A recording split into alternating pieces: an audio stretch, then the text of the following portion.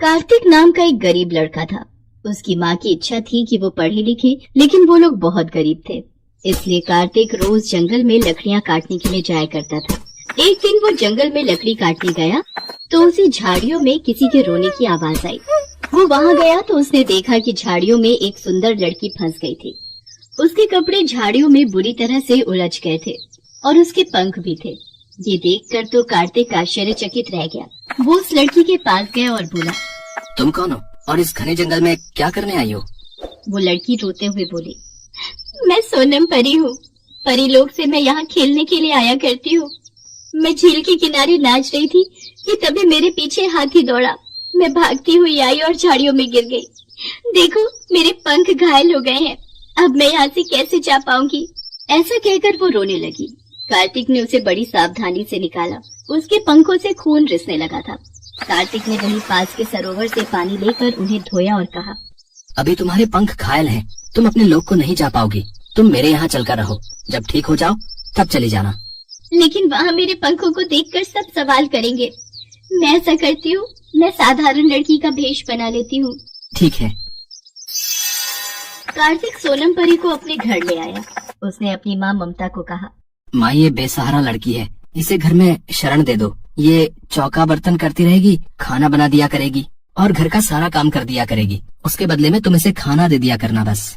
हालांकि कार्तिक के घर में इतनी गरीबी थी कि किसी के लिए भी गुंजाइश नहीं थी, लेकिन वो लोग बहुत दयालु थे, इसलिए उन्होंने सोनम को भी अपने घर में जगह दे दी।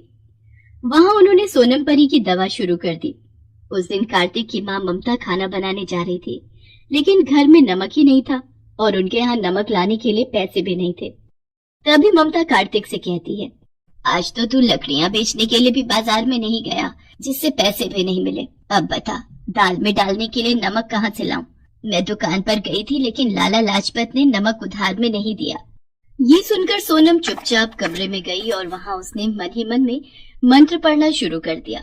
बड़े आश्चर्य की बात है, उसके हाथ में एक नमक की थैली आ गई। सोनम नमक लेकर ममता के पास गई और बोली, माँ जी, आपने देखा नहीं था ठीक से। अभी मैंने देखा तो नमक की थैली तो अंदर ही रखी हुई थी। ये देखकर ममता खुश हो गई। उसने सोचा हो सकता है वो पहले ही ले आई हो और उसे याद न रहा हो। सोनम बोली, अब आप रहने दो, खाना मैं ही बनाया करूंगी। उस दिन वो दाल में नमक डाला गया और सोनम ने ही खाना बनाया। उस खाने में सबको ऐसा स्वाद आया कि दाल कम पड़ गई। ऐसा स्वाद तो पहले कभी नहीं आया था। ये तो नमक का स्वाद है, नमक का और सोनम के हाथ की करामात है। दूसरे दिन कार्तिक लकड़ियाँ काटने के लिए जाने लगा तो सोनम ने उसे कहा, देखो, अब जब मैं यहाँ रह रही हूँ, तुमने मेरी मदद की थी ना, तो मेरा भी फर्ज बनता है कि मैं तुम्हारी कुछ मदद करूँ। जाओ, दुकान से कुछ आलू ले आओ और मैं समोसे बनाती हूँ। तुम गांव में सबको बताकर आना, हमारे यहाँ समोसे की दुकान शुरू हो गई है। ये बात सुनकर कार्तिक खुश हो गया। वो तुरंत ही दुकान से आलू ले आया। सोनम ने आलू उबालने के लिए रख दिए और वो मैदा गूंदने लगी। उसने आलू में वही नमक डाला और मसाले डाले, फिर उसने समोसे बनाए। इस बीच कार्तिक ने पूरे गांव में प्रचार कर दिया कि उसके यहाँ समोसे मिलते हैं। कुछ लोग समोसे खरीदने आए और जब उन्होंने समोसे खाए तो उन्हें वो बहुत ही स्वादिष्ट लगे।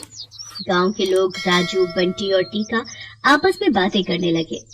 अरे भैया, सुना है कार्तिक के यहाँ समोसे की दुकान खुल गई है। हाँ है, उसके यहाँ कोई बेसहारा लड़की है, उसने बनाया है। सुना है बहुत ही स्वादिष्ट समोसे बनाती है।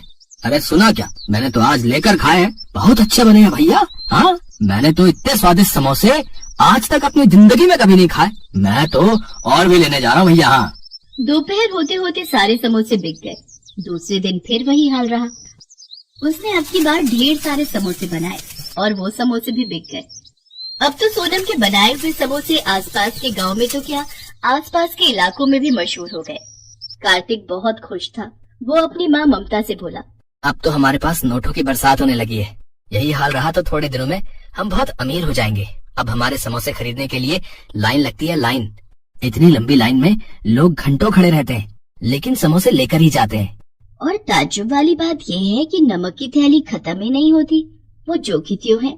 ममता के पड़ोस में एक दुष्ट और ईर्ष्यालु आदमी नाथुराम रहता था। उसे ये हजम ही नहीं होता था कि कोई उससे ज्यादा कमाई करे। वो मन ही मन सोचने लगा, कमाल है? अभी थोड़े दिन पहले ये लोग भूखे मरते थे और आज उनके यहाँ दौलत बरस रही है। इतने ज्यादा समोसे बिक रहे हैं और इतनी लंबी लाइन लगती है कि लोग घंटों खड़े रहते हैं, लेकिन समोसे लेकर ही जाते हैं। आखिर ऐसी कौन सी खास बात है? कमबख्त, स्वादिष्ट तो बहुत है, मैंने भी खाकर देखे हैं। वो कार्तिक के घर के पास गया और चुपके से जाकर देखने लगा। उसने देखा कि सोनम ने ज्यादा कुछ नहीं मिलाया था, वो नमक आलू में डाला था। नाथुराम ने सोचा, ओह, इसका मतलब इस नमक की रहमत है। मैं इस नमक को ही चुरा लेता हूँ। इसको अगर चुरा करके ले जाऊं और इस नमक को डालकर समोसे बनाने लगूं तो मेरे भी समोसे मशहूर हो जाएंगे, तो मैं भी माला माल हो जाऊंगा। हाँ, ये ठीक रहेगा। ये सोचकर वो अपने घर चला गया। आधी रात को वो उठा और कार्तिक के घर पहुंचा। वहाँ तो सब गहरी नींद में सो रहे थे। वो नमक की थैली को चुरा कर ले आया। उसे पता भी नहीं चला कि सोनम खटर पटर से जग गई थी और उसने नमक चोरी करते हुए उसे देख लिया था। वो मन ही मन मुस्कुराकर बोली, बच्चे, चुरा कर ले जाओ, तुझे क्या पता ये जादुई नमक है, दुष्ट लोगों के यहाँ काम नहीं करता। ऐसा कहकर उसने आगे हाथ फैलाया तो उसके हाथ में दूसरे नमक की थैली आ गई। दूसरे दिन सवेरे नाथुराम ने पूरे गांव में कह डाला, कार्तिक के समोसों की तरह मेरे यहाँ पर भी स्वादिष्ट समोसे मिला करेंगे। आप लोग मेरे यहाँ खरीद कर खाना है। सब लोग नाथुराम के यहाँ समोसे लेने के लिए गए।